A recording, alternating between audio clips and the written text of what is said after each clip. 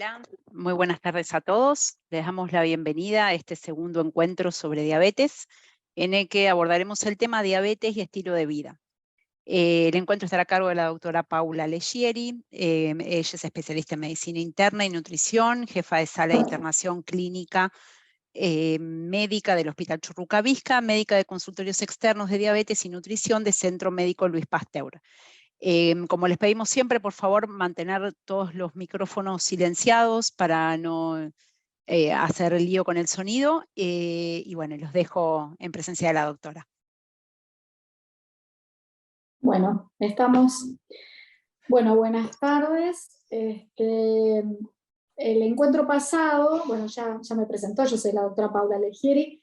El encuentro pasado habíamos hablado de qué es la diabetes, de los tipos de diabetes, de los factores de riesgo para contraer diabetes, y hoy nos vamos a abocar en el tratamiento de la diabetes en cuanto a lo que es posibles tratamientos farmacológicos y hábitos y cambios en el estilo de vida. Esos van a ser nuestros temas de hoy. Cuando nosotros tenemos diabetes, la tenemos que abordar de la siguiente manera. Siempre con una alimentación adecuada.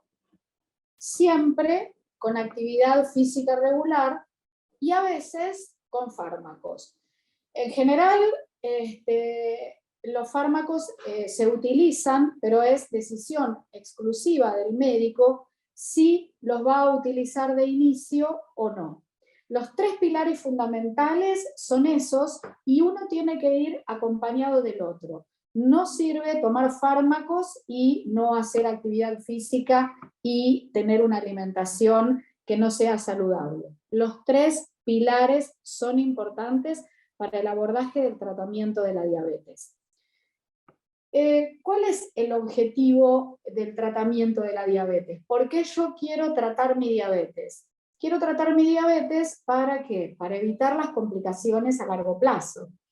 La diabetes, si nosotros la dejamos a su libre evolución, entre 5, 10, 15 años, depende de la genética de cada uno, si nosotros no hacemos nada con ella, la diabetes trae complicaciones a largo plazo, que ahora les voy a comentar cuáles son. ¿Y cómo evito las complicaciones a largo plazo? Controlando el nivel del azúcar en la sangre.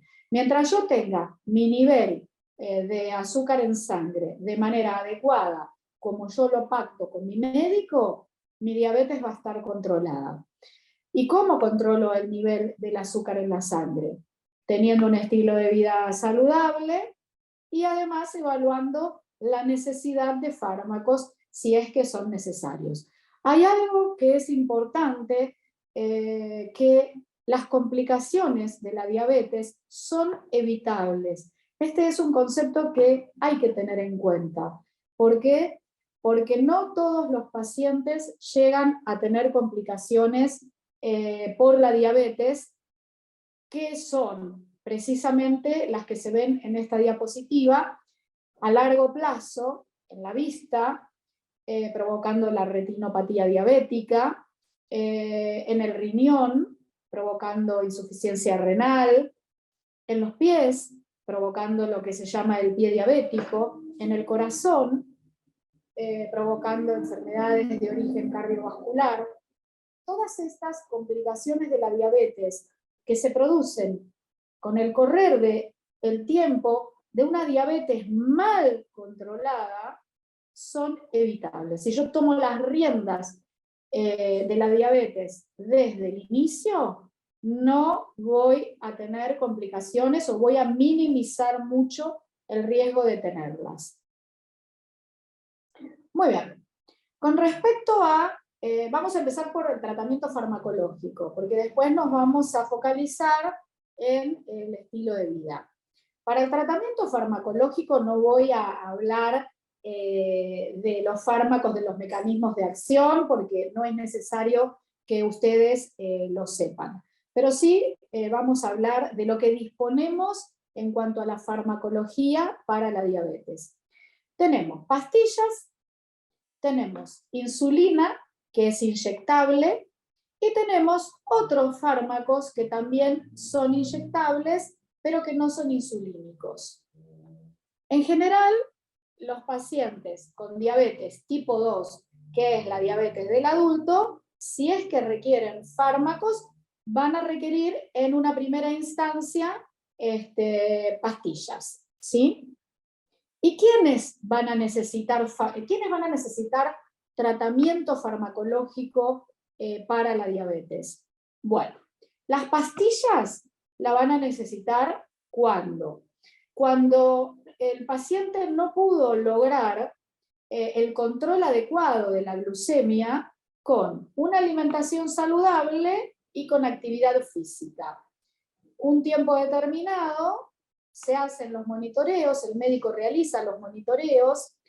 También es muy individual, cada paciente es un mundo y no siempre es la regla empezar con actividad física y con dieta en un primer momento, y si eso no funciona son fármacos. Hay pacientes que de acuerdo a la condición que traigan tienen que empezar con las 3 cosas en la primera visita. Hay otros pacientes que no. Por eso cada paciente es distinto y depende del paciente que nosotros tenemos adelante para tomar la decisión.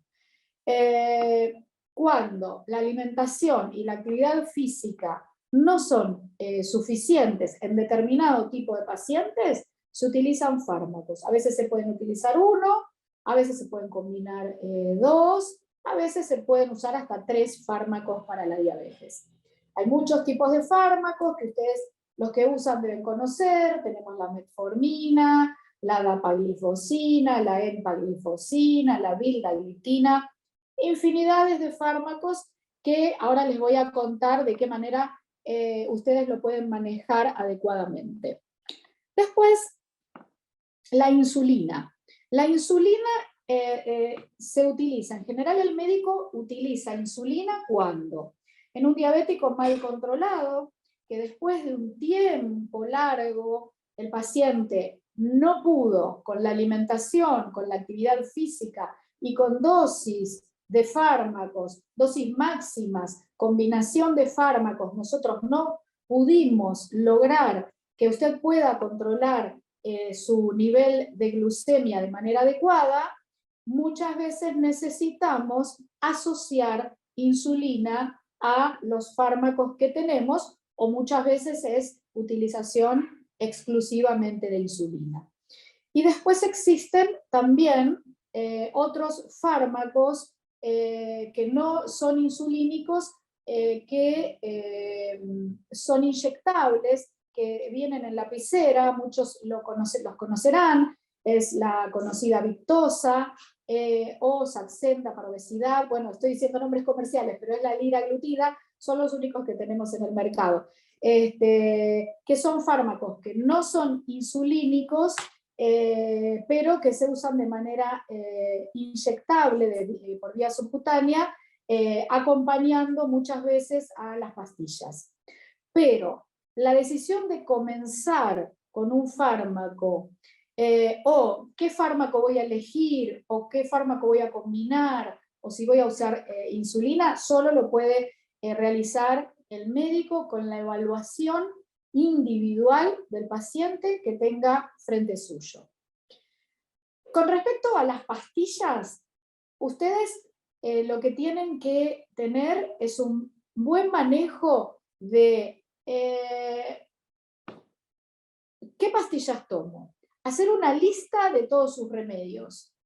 El nombre del remedio, les conviene anotar el nombre de la droga, el nombre comercial, porque muchas veces le pueden dar en la farmacia otros nombres comerciales y entonces uno se confunde. Por eso siempre es conveniente tener nombre de la droga, nombre comercial, no solo para la diabetes, sino para todos los remedios que usted tome. La dosis y los horarios en que lo toma. Y siempre concurrir a su médico con esa lista, porque siempre el médico le va a preguntar, ¿y usted qué remedio toma? Y a veces uno dice, y yo tomo la pastillita rosa o la pastillita azul, y el médico en general no sabe de qué se trata. Si usted hace una listita o tiene un cuadernito con anotando los remedios, el nombre, la dosis y los horarios, usted no se va a olvidar y el médico se va a poder manejar mejor en cuanto a la terapéutica.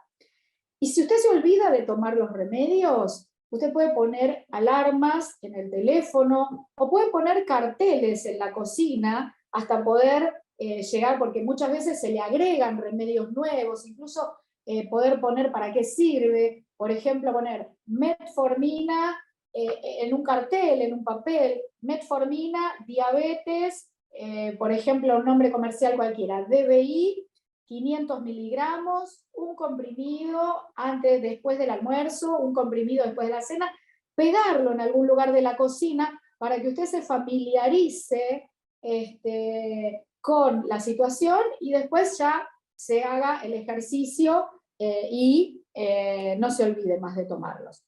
Es muy importante respetar los horarios de los remedios porque la duración del remedio en sangre es una. Hay remedios que duran 24 horas, hay otros que duran 12, entonces esto se le llama vida media del fármaco, y entonces para poder tener un fármaco que tenga una acción eficiente y específica para el tratamiento, es importante respetar los horarios. Es importante que usted le avise al médico si empezó a tomar algún fármaco y tiene algún síntoma distinto y reiterado que antes no tenía. Por ejemplo, si comenzó diarrea, o si tiene alguna urticaria, o si refiere náuseas. También si tiene problemas para tragarlos, porque a veces vienen en distintas presentaciones, en cápsulas, a veces es posible y a veces no, a veces es posible partirlos o pisarlos. Es muy importante que la técnica para tomar esos remedios sea posible. Entonces, todo eso usted debe charlarlo con su profesional. Y, muy importante, las mujeres, si están buscando embarazo o si ya están embarazadas, deben comentárselos a su médico para poder saber qué tipo de fármacos elegir en estos casos, si es que se necesitan.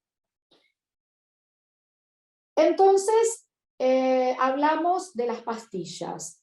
A veces, cuando con la alimentación, con la actividad física y con las pastillas, si no se logra un control adecuado de la diabetes, de la glucemia, es necesario la utilización de insulina. No siempre. ¿Y qué es la insulina? La insulina es una hormona. Es una hormona buena. No es mala, es buena. La insulina se fabrica en un órgano que nosotros tenemos, que es el páncreas. El páncreas es la fábrica de insulina. Y la insulina lo que hace es bajar el azúcar en la sangre, regula los niveles de azúcar en la sangre. En el caso de los diabéticos tipo 2, que son los diabéticos adultos, como hemos charlado la charla anterior, los tipo 1, los tipo 2, en el caso de los tipo 1, no hay dudas que su tratamiento es la insulina. Y los diabéticos tipo 2, que son los diabéticos adultos, a veces es necesario insulina. ¿Cuándo? Cuando pasan años de diabetes y la diabetes no se controla adecuadamente, el páncreas va perdiendo células que fabrican esa insulina. Quiere decir que el páncreas se va quedando sin insulina. Entonces, el médico se da cuenta y al no poder controlar los niveles de azúcar en la sangre, es necesario aportar insulina externa para poder lograr ese control y bajar los niveles de azúcares. ¿Y cuál es la forma de presentación?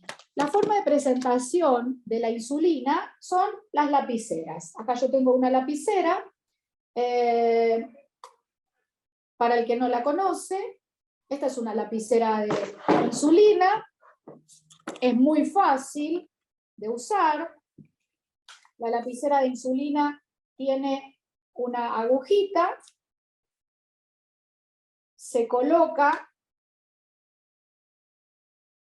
se gira la rosca hasta que hace tope, y aquí tenemos la agujita chiquitita de insulina.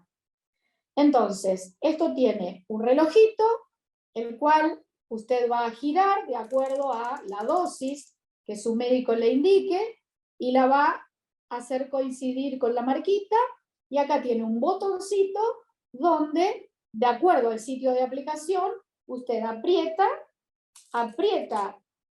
el botoncito y queda aplicada la insulina.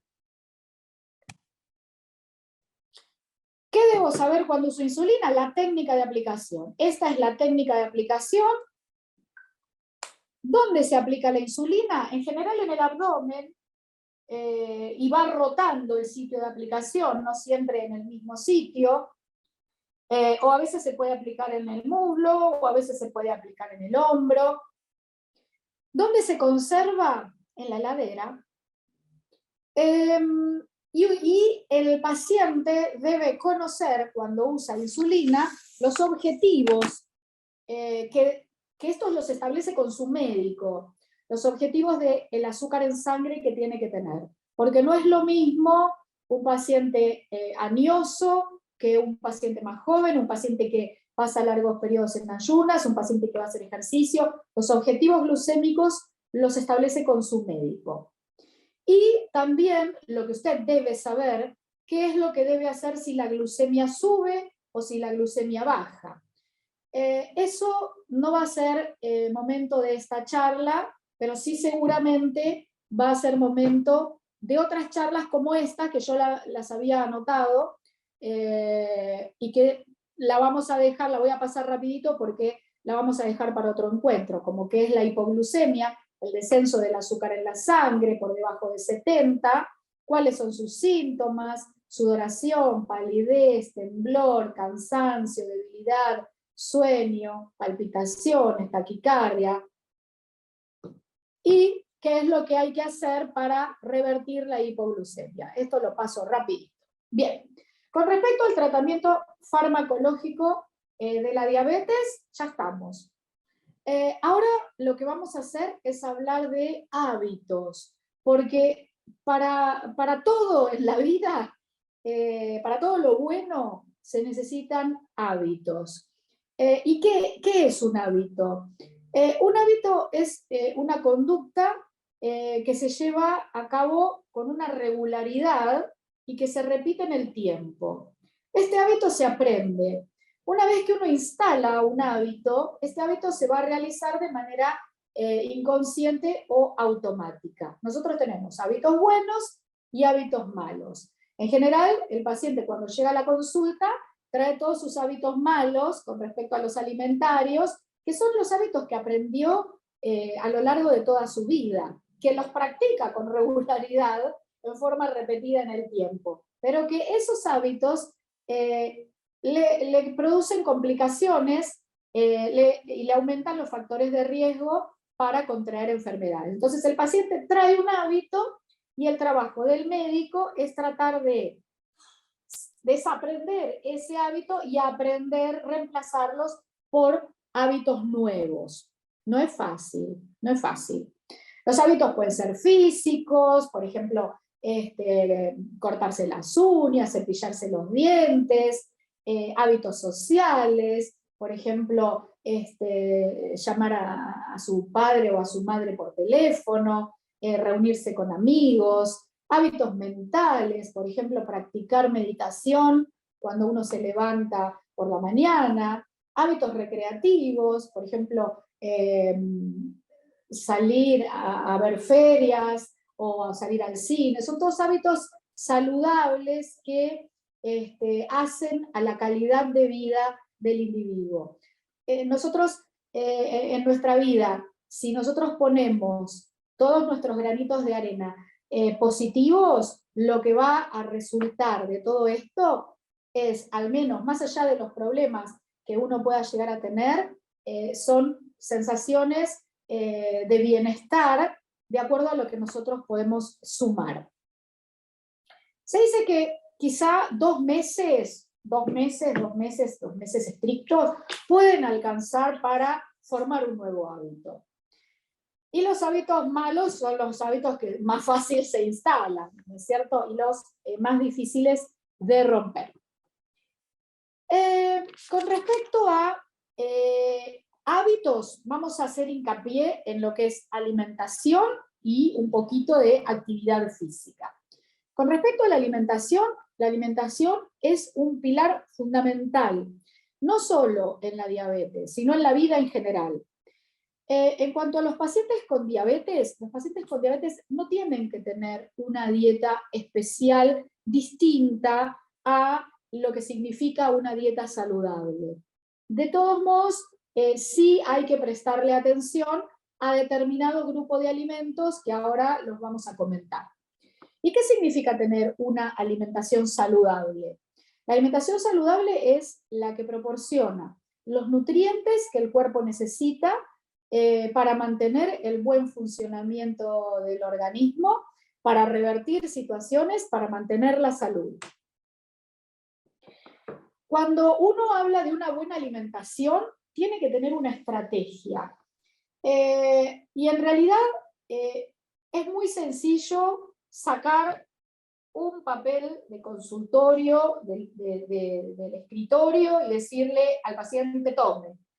Esto es lo que usted tiene que hacer. Vaya y que Dios lo ayude. No. Lo que uno tiene que tener en cuenta con la alimentación es enseñarle al paciente a que con las herramientas que el paciente tiene, que el paciente dispone y conoce, básicas, pueda tener conocimiento y saber elegir. Lo que hay que saber es elegir. ¿Y qué tengo que saber elegir? Para tener una buena estrategia en la alimentación, tengo que observar determinadas situaciones. ¿Cuánto como? ¿Qué como? ¿Cómo lo distribuyo a lo largo del día o en el plato? ¿Y con qué frecuencia estoy comiendo? Entonces, ya el paciente, sabiendo que tiene que prestarle atención a la cantidad, tiene que saber que no se repite el plato. Ahora vamos a hablar de eso. A ver. Hoy. El médico le dice: coma sano, haga ejercicio, tome los remedios, duerma bien, no fume, no tome bebidas alcohólicas. Tenemos una lista interminable. Pero ¿cómo lo hago? Bien. Lo que yo tengo que hacer es comenzar con situaciones pequeñas, con objetivos pequeños que se puedan cumplir. Objetivos pequeños y objetivos específicos. Por eso, muchas veces en el consultorio es de mucha utilidad hacer el registro alimentario. Es decir, conocer la historia individual del paciente. ¿Cuál es la historia de vida del paciente en cuanto a la alimentación? El paciente anote todo lo que come día por día, el día, la hora, lo que come y las cantidades. Porque uno aborda, en la relación médico-paciente, uno aborda a ese paciente, no al paciente. Entonces, a veces hay pacientes que comen súper saludables, pero tienen problemas con las cantidades. Y otros pacientes que no comen tanto, pero comen mal. Entonces, hay que empezar con objetivos pequeños. Lo mismo que para la actividad física. Uno le dice: haga actividad física. Eso, bueno, sí, yo voy a salir, me voy a anotar en el gimnasio, voy a ir al gimnasio 4 veces por semana, voy a hacer 1 hora de bicicleta. Y esos a veces constituyen megaproyectos, los cuales no se pueden cumplir. Muchas veces yo le recomiendo a los pacientes: usted tiene una bicicleta en su casa y le cuesta mucho hacer actividad física y usar esa bicicleta que está llena de ropa. Bueno, lo primero que tiene que hacer usted es sentarse en la bicicleta. Entonces, se sienta todos los días en la bicicleta. Después, empieza a pedalear en la bicicleta, 1 minuto por día. Una vez que usted logra familiarizarse con esa situación, va aumentando en el tiempo. A lo mejor al principio no cumple con el objetivo. Por ejemplo, la acción pequeña y específica y desglosar el objetivo en alimentación significa, cuando yo hacemos registro alimentario con los pacientes, detectamos, bueno, vos tenés problemas con las cantidades, vamos a tratar de bajar, en lugar de consumir 2 platos, vas a consumir 1, en lugar de abultar tu plato, vas a servir menos en tu plato. En lugar de comer 2 milanesas, vas a comer 1. Entonces, se van bajando los objetivos. Uno tiene que ir un paso adelante de la alimentación. Tiene que planificar. ¿Qué voy a comer en el día de hoy? ¿Qué puedo llegar a desayunar? ¿Dónde voy a estar a la hora de almorzar? ¿A qué hora voy a merendar y qué? Luego tiene que hacer un periodo de observación. Por ejemplo, uno se encuentra en un lugar donde hay una reunión y hay comida sobre la mesa. Bueno, observa todo lo que hay sobre la mesa, primero, antes de ir directamente con la acción impulsiva de como un poquito de esto, como un poquito de esto. No. Primero voy a observar todo lo que hay en la mesa.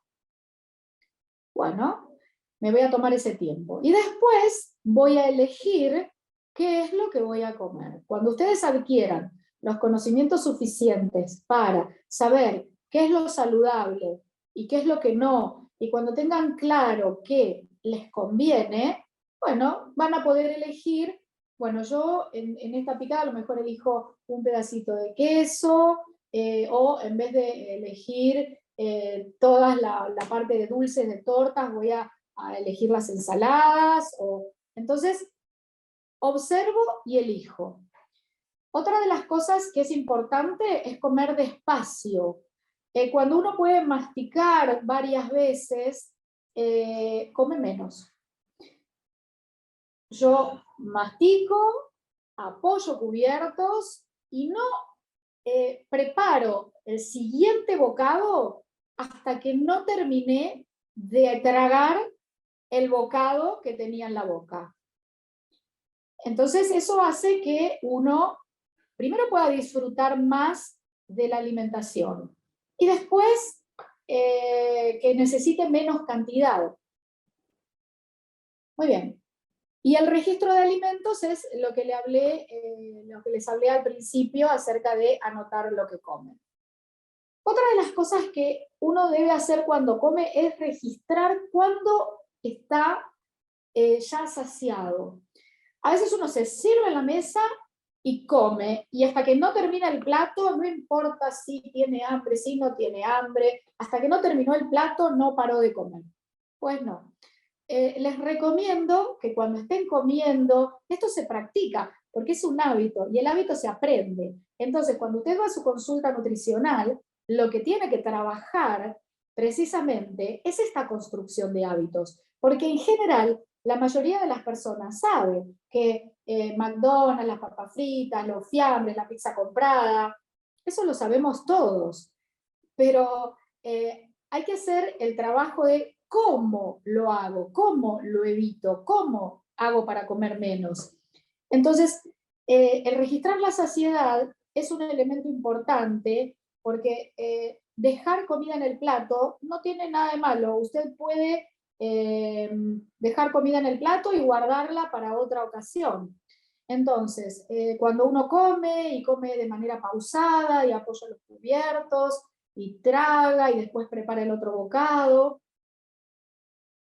se pregunta en algún momento, ¿y tengo hambre? ¿Sigo teniendo hambre? Entonces, si uno dice, no, hasta acá estoy bien, con esto ya me alcanza, uno puede dejar a un costado la comida que tiene en el plato. ¿Por qué? Porque así el cuerpo se acostumbra, el estómago tiene una capacidad donde uno lo acostumbra a llenar, llenar, llenar, llenar. Con determinada cantidad.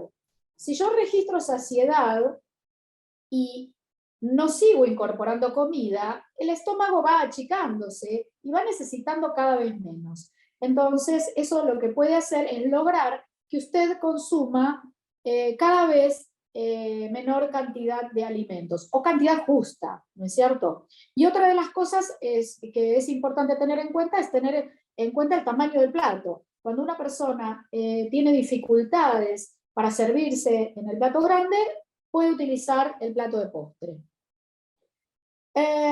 Para planificar mi comida, yo tengo que saber que un buen plan alimentario, y eso tengo que planificar mi alacena, y tengo que planificar mi heladera, y entonces tengo que saber qué entra en mi casa en cuanto a lo que es alimentación, y qué es lo que no dejo entrar en mi casa. Entonces, verduras, un buen plan incluye verduras verdes, sin almidón, alimentos enteros en lugar de procesados, es decir, en lugar de comprar patitas de pollo, compro el pollo, en lugar de comprar medallones o hamburguesas de paquete, hago las hamburguesas caseras y las frizo, buenos carbohidratos, que ahora les voy a comentar cuáles son, valorar qué tipo de grasas, en el momento de ir a comprar, si voy a comprar un alimento lácteo entero o descremado, cuánto voy a comer, cómo las voy a utilizar, si voy a hacer fritos, si voy a hacer al horno. También tener en cuenta qué tipo de proteínas y qué cantidad de proteínas voy a consumir, y también seleccionar qué bebidas voy a consumir. Siempre preferir las bebidas que no sean azucaradas, ¿no es cierto? También lo que tengo que planificar es, ¿dónde me encuentro? ¿Voy a comer en mi casa o tengo que comer en el trabajo? Si como en el trabajo, tengo que comprar. ¿Tengo heladera en mi lugar de trabajo? ¿Qué me puedo llevar? Si trabajo en un remis o en un taxi, ¿me puedo llevar una heladerita con una lanchera y unas rapiditas, por ejemplo, con tomate, con lechuga y con un poco de atún para comer en algún momento? Esas alternativas hay que tenerlas en cuenta para economizar y para consumir más saludable. Si como en un restaurante o estoy en una fiesta, ¿qué es lo que voy a elegir? ¿Qué es lo que voy a planificar? Siempre tengo que planificar. Y en cuanto a cómo planifico mi alimentación, es conveniente de siempre hacer una lista de alimentos favoritos, tanto los saludables como los no saludables, porque muchas veces uno tiene en casa alimentos que no son tan saludables, que los deja pasar, pero tiene que también ver la cantidad, ¿no es cierto? Hacer una lista de compras, siempre tiene que haber en la heladera, siempre y cuando uno pueda, hablamos de patologías, no de un hipertenso, pero por ejemplo siempre tiene que haber una lata de atún, una pasta seca integral, huevos, vegetales, planificar el menú para el día siguiente, es decir, me llevo a trabajar bajo del freezer, bueno, yo hoy me voy a trabajar y como vengo a las 2 de la tarde, como a las 2 de la tarde, pero yo me bajé del freezer a la mañana la pechuguita de pollo, ya la tengo desfrizada para hacer a la plancha cuando vengo de trabajar. Y yo tengo que pensar siempre en modo saludable, ¿no? Porque a mí me conviene, cuando yo planifico y yo lleno mi alacena, no la lleno de snacks, de salamines, de dulce de leche. Siempre tengo que pensar en modo saludable. Y en modo saludable es pensar en ahorrar calorías, por ejemplo. Cuando voy a comprar, trato de sustituir los quesos mantecosos o quesos ricos en grasa. Hablo de quesos porque son los más problemáticos, ¿no? Los lácteos en general uno siempre tiene que tratar de utilizar leche descremada, yogur descremado, y los quesos ricos en grasas por descremados.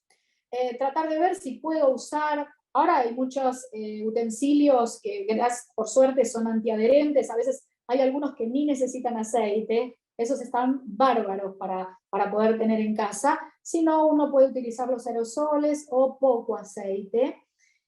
Tratar de no saltear con demasiado aceite, a veces se puede saltear con el fritolín y con un poquito de agua. También tiene que ver, por ejemplo, en los aderezos o en las mayonesas, elegir las que no tengan colesterol o bajas calorías, siempre tratar de evitar el azúcar, los alimentos azucarados, las golosinas, las bebidas azucaradas. A veces uno a la noche dice, tengo ganas de tener algo dulce, y bueno, hay alternativas dulces como para poder tener, además de la gelatina, además de una ensalada de frutas. Y evitar los fritos, por supuesto. También yo cuando pienso en modo saludable, elijo alimentos que me producen más satisfacción y tienen menos calorías. Lo que da volumen, lo que tiene fibra, lo que tiene proteínas, me da más saciedad. Las frutas y las verduras tienen fibras, me producen saciedad. Los lácteos tienen, los bajos en grasas, tienen adecuada cantidad de grasas y tienen proteínas que me producen saciedad. Los cereales integrales también me producen saciedad, siempre teniendo en cuenta las cantidades que uno tiene que comer. Las carnes son proteicas, las carnes rojas o las aves o los pescados tienen proteínas. Quizás las carnes que tienen más tejido conectivo son las que más saciedad producen. A veces los pescados no producen tanta saciedad como una carne roja, precisamente porque se deshacen, porque tienen poco tejido conectivo y porque a la hora de digerirse se digieren rápidamente y entonces producen menos saciedad. Todo lo que permanezca en el estómago por más tiempo, que a la hora de digerir, a la hora del proceso digestivo, llevar más tiempo, permanece en el estómago más tiempo y la panza está llena por más tiempo. Entonces, eso produce saciedad. Si yo consumo un caramelo o una golosina con azúcar, se va rápido, se digiere rápidamente y entonces al ratito yo tengo hambre. Lo que se va del estómago de manera rápida me da hambre rápidamente. Las legumbres, al tener fibras, también me producen saciedad. Por supuesto, evitar fiambres y embutidos, que son grasas. Cuando yo consumo grasas, tengo que elegir las grasas saludables, que ahora vamos a hablar cuáles son. Pero fiambres y embutidos no son grasas saludables. El tamaño de la porción, pensamos, como ya se los había comentado, por ejemplo en la casa, vuelvo a repetir, es importante registrar cuando uno se siente satisfecho, y cuando se siente satisfecho, dejar de comer. Se come un solo plato, no se sirve el plato abultado, y en general recomiendo llevar emplatado el plato a la mesa, no llevar la bandeja para uno servirse. Siempre es conveniente llevar el plato de lo que uno va a comer, así controla la cantidad. Por ejemplo, en un restaurante, ¿cómo pienso en el tamaño de la porción? Puedo compartir el plato. Hay algo que es algo maléfico, que son las paneras, que son muy ricas, pero que verdaderamente tienen alto contenido en hidratos de carbono, y uno puede decirle al mozo, llévese la panera. Otra cosa que puedo, si voy a un restaurante o estoy en un evento o en una fiesta, puedo pensar que si yo decidí comer algo más calórico en el plato principal, a lo mejor puedo evitar el postre, puedo solamente tomar un café, o puedo compartir el postre. Si a lo mejor elegí algo, qué sé yo, cosas a la parrilla, con vegetales, en lugar de cosas con crema, elegir en el restaurante, que a veces son muy ricas, pero son muy calóricas. Y a veces también puedo pedir, que ahora se usa mucho, que le preparen el paquetito para llevar. Si estoy mirando la tele, uno en general cuando mira la televisión le gusta comer algo, tomar algún cafecito, uno tiene que tratar de servir la cantidad que va a comer en un recipiente. No hay que comer del paquete. No hace falta comer pochoclos en el cine, la verdad es esa. Aparte vienen en unas cantidades exorbitantes que son totalmente innecesarias, con un cafecito en el cine, y si uno quiere llevarse una barrita de chocolate 80% cacao, puede disfrutar perfectamente la película. Y uno tiene que tratar de elegir golosinas saludables. Hay golosinas saludables, por ejemplo, barritas 80% chocolate 80% cacao, choco arroz, que en cuanto a cantidad, si bien es procesado, pero es bajo en calorías, bajo en grasas porque son chiquitos, entonces también pueden elegirse como opción. En cuanto a, hablamos de cómo planificar, hablamos de la cantidad, y ahora hablo de cómo distribuir en mi plato. En general, la distribución de plato suele hacerse de esta manera. En nuestro plato siempre tenemos que tener la mitad del plato ocupada por vegetales, de cualquier tipo y color, verdes, rojos, naranjas, amarillos. Los vegetales dan volumen, aportan fibras, y eso lo que produce es dar saciedad. Cocidos, crudos, ya veremos. Un cuarto de plato tiene que estar ocupado por proteínas. ¿Las proteínas dónde se encuentran? Las proteínas se encuentran en las carnes, básicamente, carnes rojas o carnes blancas, pollo, pescado, cerdo, y entonces uno tiene que hacer un cálculo de que esa proteína ocupe un cuartito de plato. Cuando uno le dice la milanesa, la palma de la mano, no es toda la mano, es la palma de la mano que precisamente ocupa un cuarto de plato. El huevo forma parte de las proteínas, y también las legumbres. Las legumbres están entre las dos.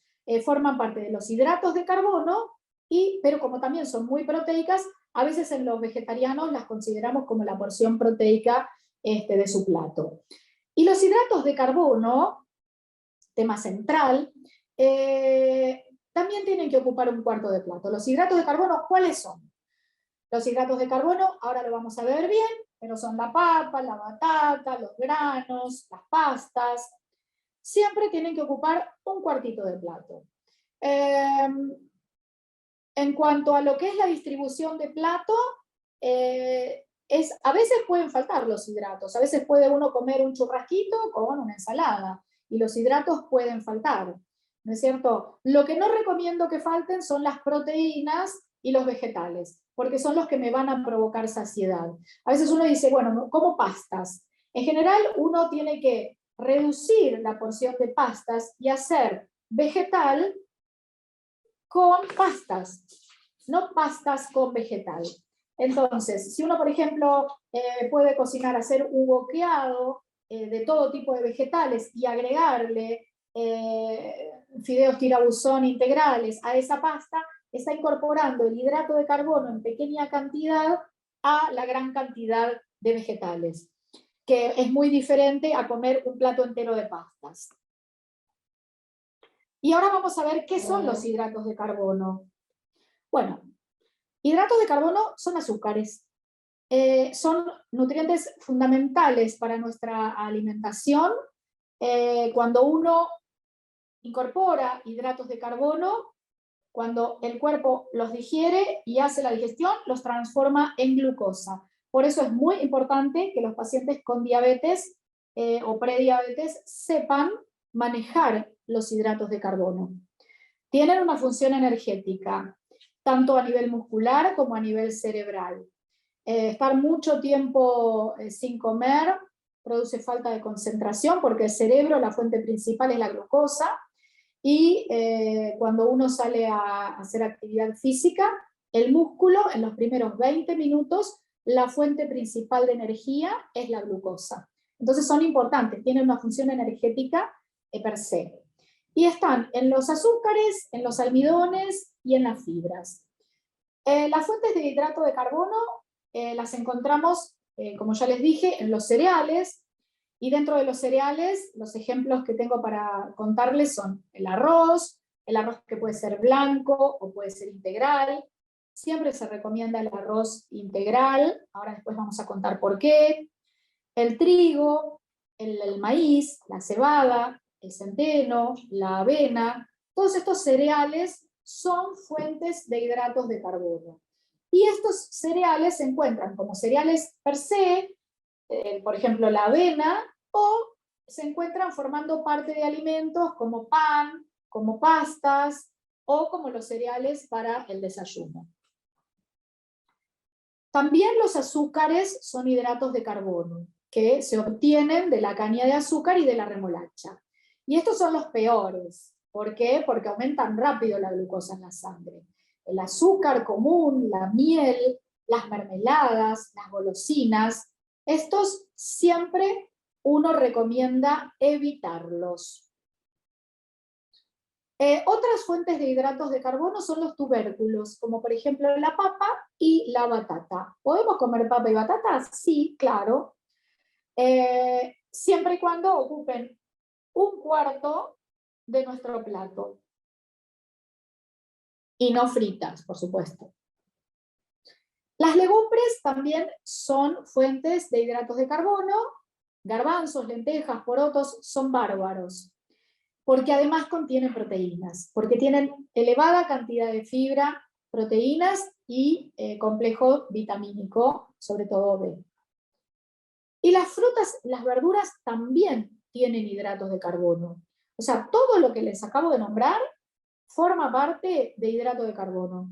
Pero el contenido de las frutas y las verduras, el contenido de hidratos es menor que todos los anteriores. ¿Alguna vez escucharon hablar del índice glucémico?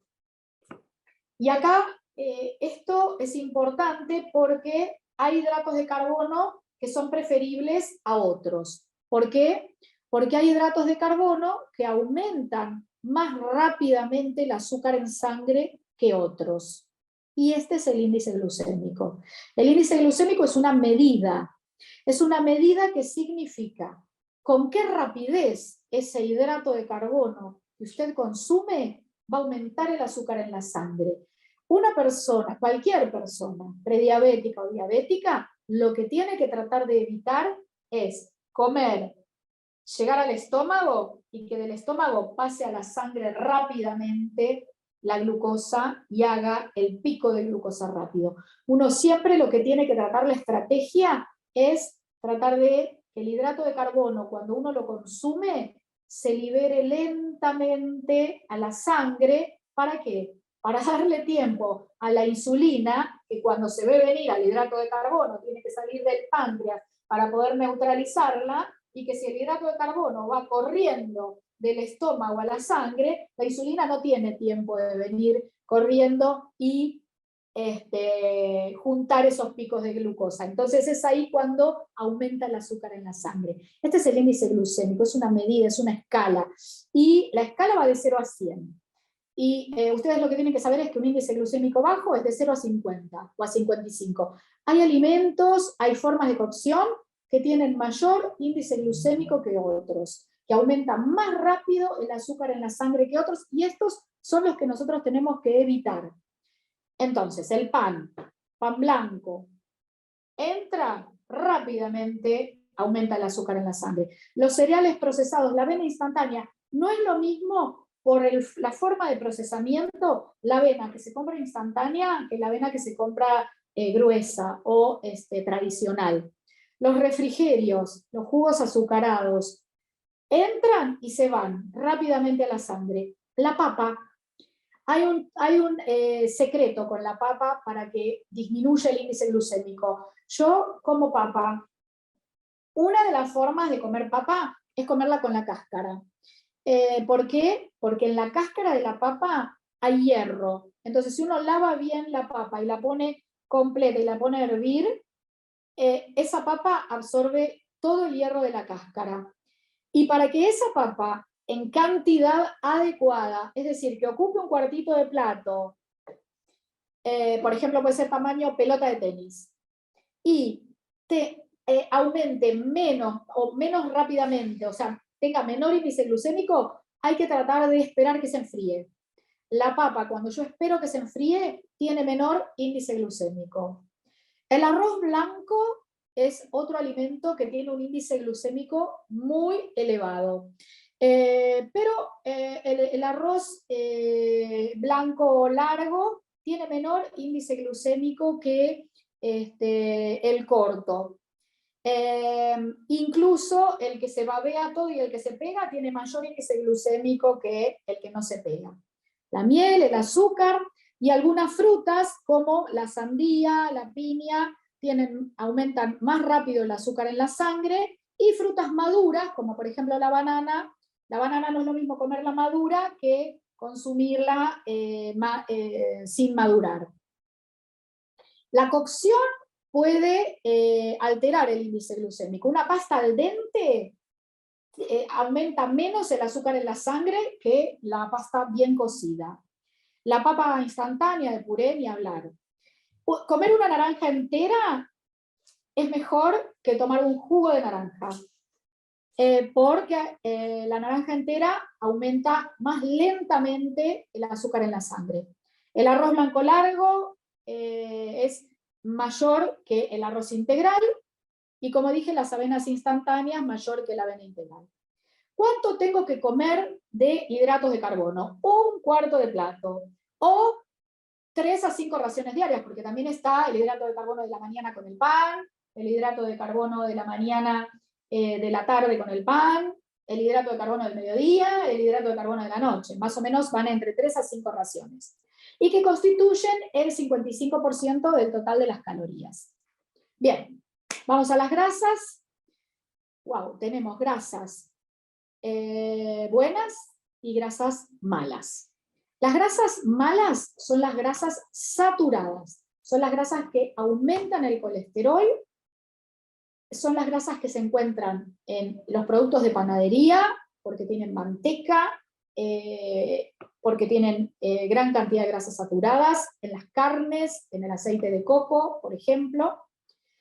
Las grasas malas son las grasas trans. Cuando uno dice alto contenido en grasas trans o no tiene grasas trans, las grasas trans son las peores, porque son las que aumentan el colesterol malo y disminuyen el colesterol bueno, y la grasa trans es la que se transforma de grasa líquida en grasa sólida. Los fritos y los productos comerciales horneados, las patitas, los medallones de pollo que están prefritos. Y también tenemos las saludables, que esas sí que son las que tienen ácidos grasos omega 3, omega 6, omega 9, que son las grasas que no fueron manipuladas por la industria, y que son las grasas buenas, que son las grasas que están en las frutas, en la palta, en los aceites, en crudo, en los frutos secos. Hay que medir cantidad. Acá están las fuentes de grasas saludables. Las blancas, la pechuga, en cuanto a lo que es el pollo, el pavo, los aceites vegetales, el de oliva, los pescados, por la alta cantidad de ácidos grasos omega 3, cualquier tipo de pescados. Hay pescados que son más grasos que otros, pero las grasas que contienen son saludables. Los frutos secos, las aceitunas son fuente de grasas. Los lácteos descremados, el cacao como grano, y las semillas. Las semillas son fuente de grasas y son saludables. Y los beneficios de las grasas saludables son la prevención de las enfermedades cardiovasculares, evitan la obesidad. ¿Por qué? Porque al consumirla en pequeñas cantidades producen saciedad, estimulan las defensas, disminuyen el riesgo de demencia senil, pero por supuesto no deben consumirse en exceso porque son calóricas. Los alimentos que tienen exceso de colesterol, que tienen grasas malas, grasas trans, grasas saturadas, son los lácteos enteros, el queso, la manteca, la crema. Siempre hay que tratar de reemplazarlos por descremados. Las carnes rojas son las que más colesterol tienen, embutidos, salchichas, fiambres, hamburguesas de paquete, las vísceras, el hígado, chinchulines, los huevos. Pero con respecto al huevo, el huevo tiene colesterol, pero no está mal que tenga colesterol. El huevo, un huevo por día es una porción óptima de consumo de colesterol en cuanto a lo que se refiere al huevo. Por supuesto, no frito. Y los mariscos también son alimentos que tienen exceso de colesterol. Con respecto a las proteínas también mantienen la estructura de nuestras células. Las proteínas son necesarias para mantener y fortalecer los huesos, los músculos y la piel. Cuando uno va envejeciendo, va perdiendo masa muscular, por eso uno se mantiene, se vuelve un poco más débil, no tiene fuerza, porque la masa muscular disminuye. Tener un adecuado consumo de proteínas mejora la masa muscular y fortalece los huesos y la piel. Pero, por supuesto, en exceso pueden dejar residuos metabólicos tóxicos y ser perjudiciales. O determinadas enfermedades, como las renales, uno debe medir la cantidad de proteínas que tiene que consumir. Las proteínas pueden ser vegetales o pueden ser animales. Las vegetales están, como les dije, en las legumbres, en los frutos secos, en las hojas, cereales, en los hongos. Y las animales en las carnes, en los huevos, en los lácteos. Se recomienda que ocupen un cuarto de plato. Y para terminar, vamos a hablar de actividad física. La actividad física siempre tiene beneficios para la salud, para el cuerpo y para la mente. Cuando uno sale a hacer actividad física, cualquier movimiento es actividad física. Actividad física puede ser vida activa.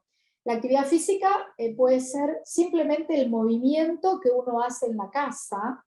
Eso es mantenerse activo físicamente. Pero también la actividad física puede ser recreativa o deportiva. Y siempre cuando uno realiza movimiento es beneficioso, tanto para el cuerpo, porque mejora el aspecto cardiovascular, mejora la circulación, mejora el metabolismo fosfocálcico.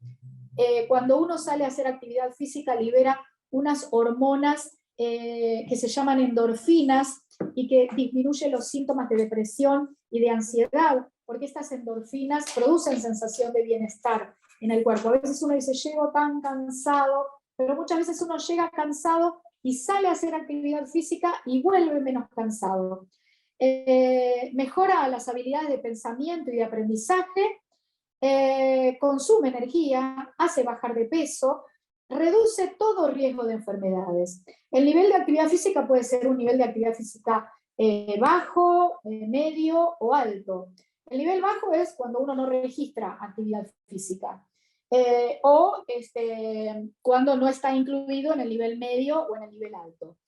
Un nivel medio de actividad física es, por ejemplo, hacer 3 veces por semana de una actividad física intensa de al menos 20 minutos. O 5 veces a la semana de una actividad física moderada.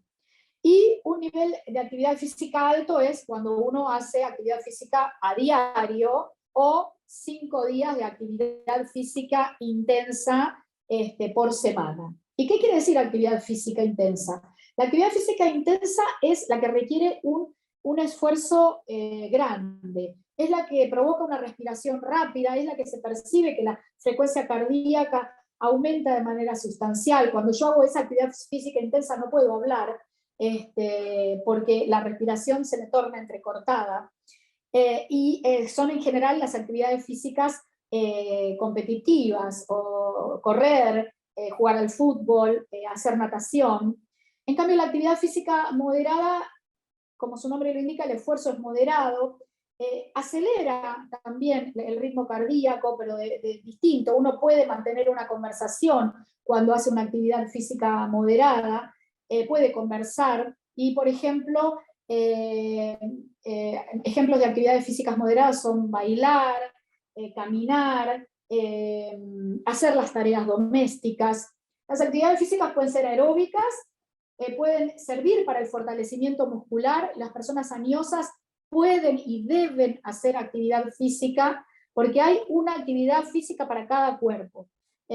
A veces uno lo puede hacer de manera autónoma o a veces con ayuda. Los pacientes que tienen limitaciones para hacer actividad física pueden hacer actividades de fortalecimiento muscular o de fortalecimiento óseo o de equilibrio o de flexibilidad, ayudados por profesionales. La OMS, la Organización Mundial de la Salud, recomienda 150 minutos por semana de actividad física moderada. Y, como dije, la actividad física se obtiene realizando rutinas diarias, caminar al trabajo, por ejemplo, limpiar la casa, puede incluir, como dije, actividades recreativas o deportivas. Bueno, ha durado bastante la charla de hoy, pero bueno, teníamos mucho para hablar. Así que muchas gracias, y si tienen alguna pregunta, estoy a sus órdenes. Gracias, Paula. Justo recién estaba mandando un chat preguntando a ver si alguien tenía alguna consulta que quieran hacer, o la pueden mandar por el chat, o se pueden activar el micrófono en este momento individualmente y los escuchamos.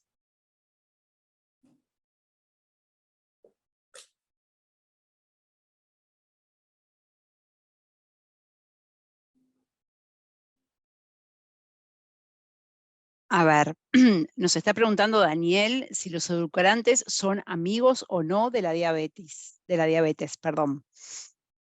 Bueno, los edulcorantes en cantidad adecuada no son inseguros. Solo que últimamente estudios muestran que los edulcorantes deben ser, con respecto no tanto a la diabetes, sino con respecto al aumento de peso, deben ser reemplazados, no provocan ningún beneficio en la reducción del peso, los edulcorantes. Uno tiene que tratar de encontrarle la vuelta al sabor original del alimento. Pero los edulcorantes no son inseguros para la diabetes, porque muchas veces los comentarios de los edulcorantes provocan cáncer o determinado tipo de enfermedades, no hay evidencia científica de que esto ocurra con las cantidades habituales que uno consume de edulcorantes. Estaría demostrado, y no en seres humanos, de cantidades enormemente industriales de consumo de edulcorantes para provocar cáncer. Edulcorantes son seguros. Perfecto, acá bueno, hay varios comentarios que agradecen y que dicen que fue muy esclarecedor todo lo informado en el día de hoy. Bueno, más preguntas por el chat no tenemos. Repito, si alguien quiere hacer alguna pregunta se puede activar el micrófono. Si no, bueno, podemos dar por terminado el encuentro. Muchas gracias, de nada, gracias a vos, Daniel. Bueno, muy bien. Bueno, Bueno, buenísimo, entonces les doy... Muy bueno, les doy las buenas noches a todos. Muchas gracias por haberse conectado en esta oportunidad y gracias, Paula. Bueno. Y nos estaremos encontrando entonces en un próximo encuentro sobre diabetes. Muchas gracias. Gracias a Muchas todos. Muy buenas Bueno, noches. Adiós. buenas noches. Chao, muchas gracias. No, por favor, gracias a ustedes.